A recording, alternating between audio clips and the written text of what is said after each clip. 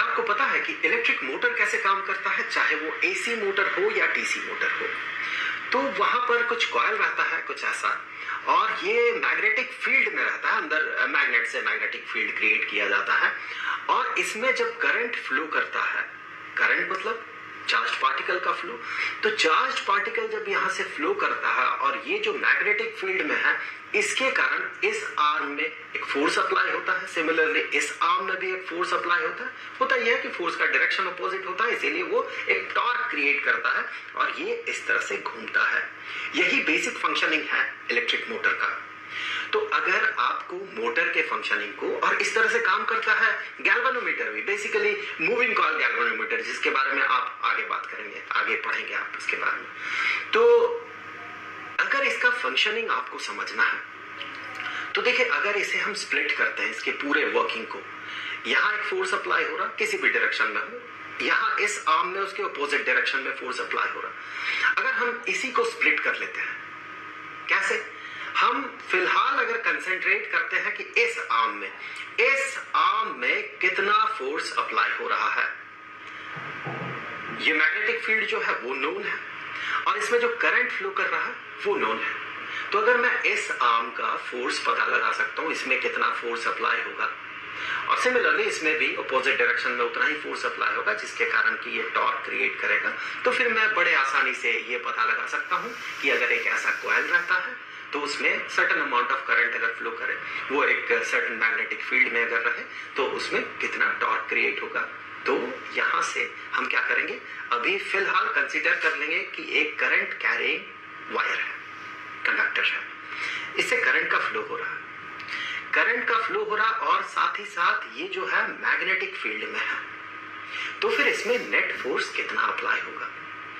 पिछले वाले वीडियो में हमने बात किया था कि अगर एक चार्ज्ड पार्टिकल मैग्नेटिक फील्ड में फ्लो करे, मान लेते हैं यहां मैग्नेटिक फील्ड है, मैग्नेटिक फील्ड का डायरेक्शन, फॉर एग्जांपल ये मैग्नेटिक फील्ड का डायरेक्शन है इधर, तो अगर एक चार्ज्ड पार्टिकल वो अगर मूव करता है इस डायरेक्शन में, तो फिर उस पर एक फोर्स लगता है, according to Fleming's left hand rule, उस फोर्स का हम डायरेक्शन पता लगा सकते हैं। कैसा डायरेक्शन? वो डायरेक्शन होता है ये वाला वो डायरेक्शन होगा। सो ये मैग्नेटिक फील्ड का डायरेक्शन, यहाँ चार्ज पार्टिकल का फ्लो हो रहा, तो फोर्स का डायरेक्शन कुछ इधर होगा, एक दूसरे के साथ ये 90 डिग्री का एंगल बनाता है। तीन उंगलियों को, हमें लेफ्ट हैंड के तीन उंगलियों को कुछ ऐसे रखना पड़ता है। तो उस लॉजिक से अब हम आगे बढ़ते हैं और एक कंडक्टर ड्रॉ कर लेते हैं। उससे पहले एक मैग्नेटिक फील्ड बना लेते हैं एक रीजन में। सो यहाँ पर एक रीजन है जहां पर कि मैग्नेटिक फील्ड एग्जिस्ट कर रहा है, तो मैग्नेटिक फील्ड को पहले ड्रॉ कर लेते हैं। मैग्नेटिक फील्ड कैसा होगा? चलिए, मैग्नेटिक फील्ड जो है ऊपर की तरफ है, ऐसे कांस्टेंट मैग्नेटिक फील्ड है यहाँ पर, magnetic field, constant magnetic field, और यहाँ पर हम प्लेस करेंगे एक कंडक्टर को, और कंडक्टर में करंट एग्जिस्ट करेगा। तो कंडक्टर को ड्रॉ कर लेते हैं। सो ये रहा कंडक्टर, ये कंडक्टर है, और इसमें बहुत सारे फ्री इलेक्ट्रॉन्स होंगे जो कि मूव करेंगे, जिसके कारण कि यहाँ पर करंट एग्जिस्ट करेगा। तो ये कंडक्टर का एक पार्ट हमने ड्रॉ किया, और इस कंडक्टर से जो करंट का फ्लो हो रहा है, ये करंट का फ्लो है। For example current I flow कर रहा है, सो ये आई का डायरेक्शन है ये।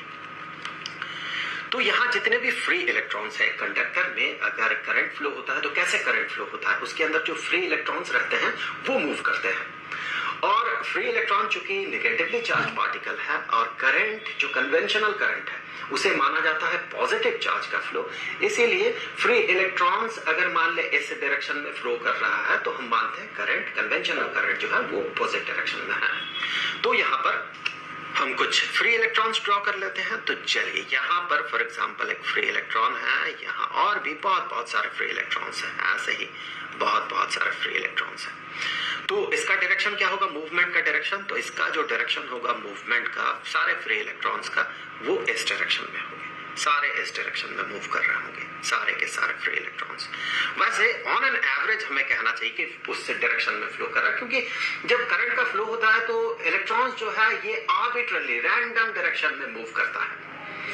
फिर भी अगर ऑन एन एवरेज आप देखते हैं सारे इलेक्ट्रॉन्स के मोशन को, तो आप ये पाएंगे ऑन एन एवरेज वो ड्रिफ्ट वेलोसिटी के साथ मूव करता है, ऑन एन एवरेज। तो यहाँ पर हमने कन्वीनियंस के लिए ये मान लिया कि सारे के सारे इलेक्ट्रॉन्स जो है